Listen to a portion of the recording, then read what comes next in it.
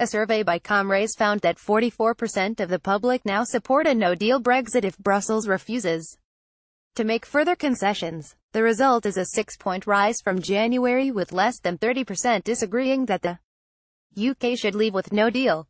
It comes as 74 senior Tory activists told Mrs May that Tory voters do not fear a no deal, and just want Brexit delivered. Senior Brexiteer Steve Baker and the DUP's Westminster leader Nigel Dodds claimed on Saturday that Mrs May's unchanged deal will inevitably be voted down on Tuesday. Further remarks made by the pair and backed by the former Education Secretary Nicky Morgan warn of a political calamity if Brexit is delayed.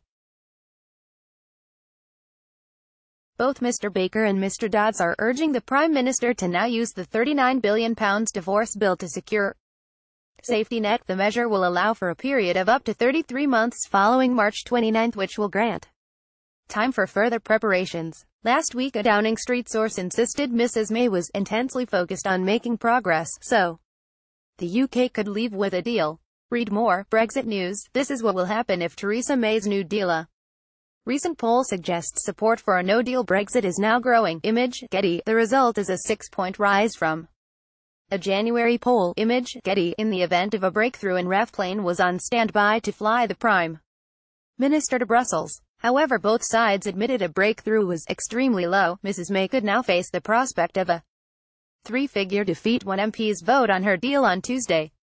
Downing Street aides were considering making the vote conditional on the government securing concessions. Mr Dodds claimed Mrs May's unchanged deal will inevitably be voted down again. Image, Getty. The Prime Minister has also been pressurized to hold a free vote on whether to remove the option of a no deal when MPs decide on the issue on Wednesday.